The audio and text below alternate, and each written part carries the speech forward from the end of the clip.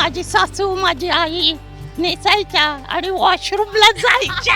आशा भोसले घालते ना ब्रेसलेट हिऱ्याचं, तसं घ्यावं. नजर ठेवलेली असते आणि मी घेते जाऊन मग तेव्हा. देवा.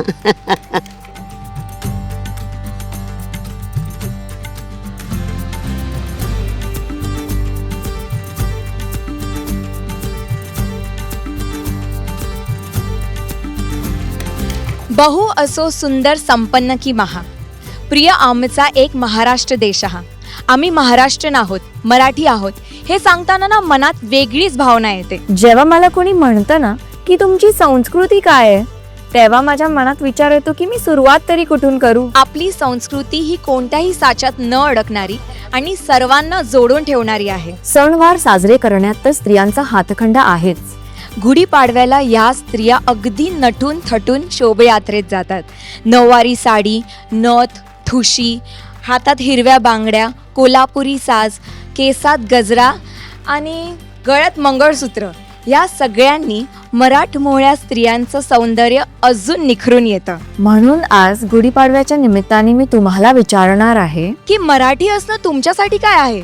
गुढीपाडवा फक्त एक सण आहे की अधिक काही? नमस्कार, आपल्या सोबत आहेत वीणा भिडे. वीणाजी, मला सांगा की गुढीपाडवाचं महत्व काय? हिंदू लोकांचं नवीन वर्ष चालू होतं गुढीपाडव्यापासून. गुढी जी आपण उभारतो ती एक ब्रह्मध्वजाचं प्रतीक आहे आणि महाराष्ट्रात स्पेशली सगळ्या हिंदूंचा हा अतिशय महत्त्वाचा सण आहे. हा चैत्र प्रतिपदेला येतो, म्हणजे यापासून नवीन धान्य येतं. आम्ही धान्यांची पूजा करतो, दारावरती तोरण लावतो, गुढी उभारतो. रामाला वनवास होता आणि राम वनवासातून आला, तिकडनं ते तो गुढ्या तोरण उभं केले का, तर त्याच्या स्वागताचा. राम हा खूपच दैवत चांगले आहे. स्पिरिचुअलिटी है उसके साथ भी कनेक्टेड रहते हैं. जैसे they go to the temple, you know, they will visit each other to wish happy Gudhi Padwa. नवीन वर्ष जसं स्टार्ट होतं तसं तो साजरा करतात. तुमचं आवडतं काय, नऊवारी की सहावारी?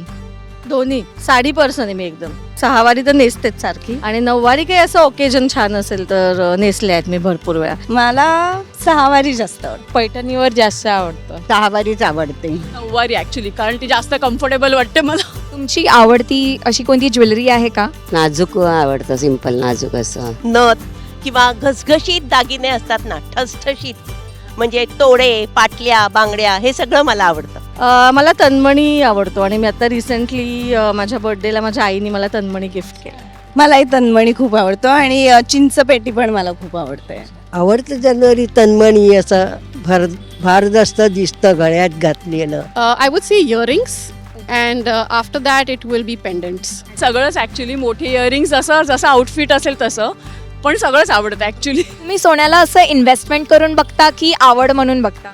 ॲक्च्युली आवड म्हणून, पण घरी मिस्टरांना सांगतात की घेऊ दे, घे, तुला इन्व्हेस्टमेंट म्हणून पण होईल. सो माझी आवड, त्यांची इन्व्हेस्टमेंट. हाऊस म्हणून बघतो, इन्व्हेस्टमेंट म्हणून नाही बघतो. नाही. So हम सोना या चांदी लेके रखते हैं और एवरी ईयर उसमें इंक्रीमेंट करते रहते हैं. हर साल आप लोगे तो आपकी सक्सेस होगा, आपका ग्रोथ होगा, आपका डेवलपमेंट होगा लाइफ में. तो इस हिसाब से हम जरूर करते हैं. हाऊस म्हणून तर बघतेच, कारण मला आवडतात दागिने घालायला. इन्व्हेस्टमेंट म्हणून बघते पण आता मी. तुमच्या आईकडून किंवा आजीकडून अशी कोणता दागिना आलाय जो तुम्ही अजून पण वापरता? माझ्या 70-80 वर्षापूर्वीची हिऱ्याच्या कुडी होत्या. आता राऊंड मारताना मारत नाही, पण त्यावेळेसच्या हिऱ्याच्या कुडी अजूनही माझ्याकडे आहे. खास आठवण म्हणजे आईने दिलेला तो बकुळीचा हारच, पण आईने तो माझ्यासाठी ठेवला, तो अजूनही जपून ठेवलाय. आणि मला आवडतं की माझ्या लेकीला सुद्धा तो आवडतो. So I can pass it on. I have got some nice bangles which have come down generation to generation. So they have been like my prized possession. ही माझ्या आजीचीच ऍक्च्युली अंगठी आहे जी मी घालते बोटात. तर माझ्या लग्नामध्ये मोत्यांचे दागिने लागूबंधूंकडनं घेतलेले आणि ते अजूनही चांगले. माझ्या लग्नामध्ये ॲक्च्युली माझ्या आत्याने मला एक लागूबंधूंचा सेट दिलेला होता मोत्याचा. जे सगळे लागूबंधू, घरचे पण लागूबंधू वापरतात. खूप छान, खूप छान. इकडचं जे कलेक्शन आहे ते एक्सप्लोर करा, ते खूपच छान आहे. आम्ही वेगवेगळ्या लोकांच्या गुढीपाडव्याची कहाणी ऐकली. चला आता समजून घेऊया की सोन्याचे दर आकाशाला भिडले असताना सामान्य माणूस सोने खरेदी करण्याची इच्छा आणि हौस कशी योग्यरित्या पूर्ण करू शकतो. नमस्कार, आज आम्ही आहोत लागूबंधूंच्या स्टोअरमध्ये आणि आपल्यासोबत आहेत लागूबंधूंचे डिरेक्टर पराग लागू. नमस्कार सर. नमस्कार. आजकाल वाढत्या महागाईत सोन्याचे भाव तर खूप जास्त आहेत, तर लागूबंधूंकडे अशी काय ऑफर आहे का जी ग्राहकांना बेनिफिशियल असेल? हो, नक्कीच. वाढत्या महागाईच्या पार्श्वभूमीवरती ग्राहकांना दागिने घेणं सोपं जावं यासाठी आपल्याकडे वेगवेगळ्या योजना आहेत. त्यातल्या काही योजनांमध्ये आम्ही अशी सोय केली आहे की दर महिन्याला एक फिक्स्ड अमाऊंट जर ग्राहकांनी गुंतवली तर त्याच्यामध्ये त्या महिन्याचा रेट आपल्याला बुक करता येईल. त्याच्याने ती स्कीम जेव्हा संपेल तेव्हा वाढत्या रेटचा लाभ मिळेल. आपल्याकडे स्मार्ट रेट लॉक एक स्कीम आहे ज्याच्यात रेट लॉकिंगचं बेनिफिट आहे. तसंच दर महिन्याला जर फिक्स्ड अमाऊंट करायची असेल तर स्मार्ट EMI म्हणून पण स्कीम आहे. दागिने खरेदी करताना ग्राहकांनी कोणती काळजी घ्यावी?